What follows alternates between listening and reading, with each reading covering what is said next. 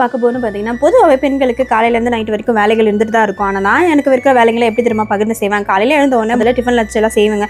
எதுக்காகன்னு பார்த்தீங்கன்னா, நம்ம குழந்தைங்களை ஸ்கூலுக்கு அனுப்புறதுக்காக. அந்த கேப்லேயே வந்து அவங்க ரெடி பண்ணிட்டு இருக்கும் போதே நான் வந்து துணியெல்லாம் ஊற போட்டுட்டு வாஷிங் மிஷினில் போட்டு வச்சிருவேன். அது நல்லா ஊறிட்டு இருக்கும் போதே கீழே போயிட்டு இட்லியெல்லாம் இறக்கி வச்சுட்டு மறுபடியும் மேலே வந்து நம்ம குழந்தைங்களை ஸ்கூலுக்கு அனுப்பணும் இல்லையா, அதனால குழந்தைங்களை ஸ்கூலுக்கு அனுப்பிட்டு அதுக்கப்புறம் மறுபடியும் வந்து துவைக்க ஆரம்பிச்சிடுவேன். இது துவைச்சிட்டு இருக்கும் போதே கீழே வந்து மறுபடியும் இட்லியெல்லாம் இறக்க ஆரம்பிச்சிடுவேன். இந்த மாதிரி மாற்றி மாற்றி பண்ணிட்டு நம்ம வந்து அதுக்கு அடுத்ததான் வந்து நம்ம சாமான்லாம் கழிச்சதுக்கு அப்புறமா மேலே போயிட்டு துணியும் காய வச்சிருவாங்க. அப்புறம் என்ன, இந்த வேலையெல்லாம் முடிஞ்சதுக்கு அப்புறமா நம்மளுக்கு வந்து இருக்கிற நேரத்தை வந்து எப்படிலாம் யூஸ் பண்ணணும் தான் நம்ம பார்க்கணும். நம்மளுக்கு வந்து டைம்லன்னு சொல்லிட்டு இருந்தால் வாழ்க்கையில் எந்த வேலையுமே நடக்காதுங்க. அதனால இருக்கிற வேலையில எதெல்லாம் நம்ம பகிர்ந்து செய்ய முடியுமோ அதெல்லாம் செஞ்சிடணும். நான் அப்படிதாங்க செஞ்சுட்டு இருக்கேன். அப்படிதான் என்னோட லைஃபும் ஓடிட்டு இருக்கு. அதுக்கப்புறம் நான் துணியெல்லாம் காய வச்சு முடிச்சதுக்கு அப்புறமா நானுமே குளிச்சுட்டு நாங்கள் ஆஃபீஸ் கிளம்பிடுவோம். ஆஃபீஸ் போயிட்டு இருக்கிற வீடியோஸ்லாம் எடிட் பண்ணிட்டு மறுபடியும் நம்ம குழந்தைங்க வரத்துக்குள்ளவே நம்ம கிளம்பிடுவோங்க. இந்த மாதிரி தாங்க என் ரொட்டீன் லைஃப். நம்ம செய்யற வேலை இதுதான் அதுதான்லாம் கிடையாதுங்க. என்ன வேலை செஞ்சாலுமே அதுக்கு உண்மையும் உழைப்பு மட்டும் போட்டுன்னு வச்சுக்கோங்களேன், கண்டிப்பா அதுல நம்ம ஒரு நாள் வெற்றி பெறுவோம். அந்த மாதிரி தான் நம்பிட்டு தாங்க நான் ஓடிட்டே இருக்கோம். இந்த மாதிரி நீங்க கூட உங்க வாழ்க்கையில நாங்கள் ஓடிட்டு தாங்க இருக்கோம். காலையிலேருந்து ஈவினிங்